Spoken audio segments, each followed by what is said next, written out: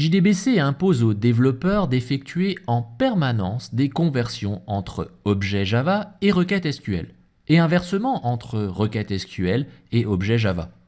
Si je prends par exemple l'entité joueur, son repository associé va disposer d'une méthode create qui va prendre en paramètre un objet de type joueur et le convertir en requête SQL. Inversement, si l'on prend la méthode getById, il va s'agir d'exploiter le résultat d'une requête SQL pour en fabriquer un objet de type joueur. C'est encore plus vrai avec la méthode list qui va s'occuper de retourner plusieurs objets de type joueur.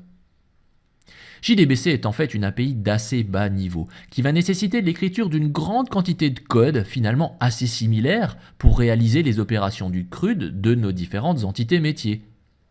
La méthode create de la classe joueur repository impl est finalement très proche de la méthode create de la classe tournoi repository impl. Et si l'on prend la méthode delete, c'est encore plus explicite.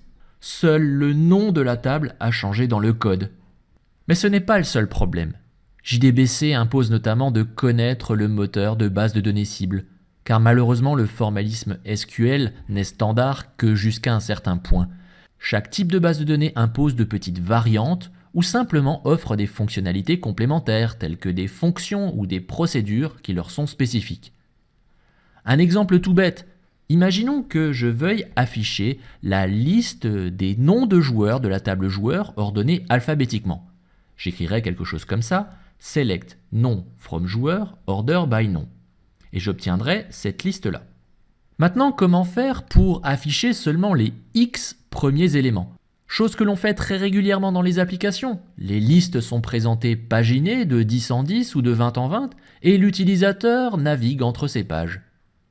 Avec MySQL, pour obtenir ce résultat, eh bien, on écrirait simplement quelque chose comme limit 10. En exécutant cette requête, en effet, j'obtiens seulement les 10 premiers joueurs de ma table joueur ordonnés par nom.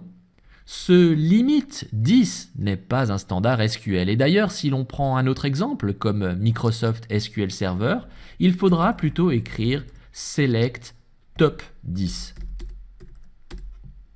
Si l'on écrit un logiciel qui doit fonctionner avec ces deux moteurs de base de données, parce que par exemple on a des clients qui sont déjà équipés en SQL Server et d'autres en MySQL, eh bien il faudra que notre code Java puisse générer des requêtes différentes selon le type de base de données choisi. Une autre contrainte très significative, en phase de maintenance d'une application, la base de données peut évoluer. On va par exemple changer le nom d'une table, le nom d'une colonne, son type. Cela va alors nous demander de faire évoluer notre code Java, de recompiler l'application, de la retester, de la redéployer, surtout si on n'y est pas préparé, car des centaines de classes peuvent potentiellement être affectées par ce changement. Bref, j'aurais pu ajouter à cette liste des dizaines de choses, mais arrêtons-nous là.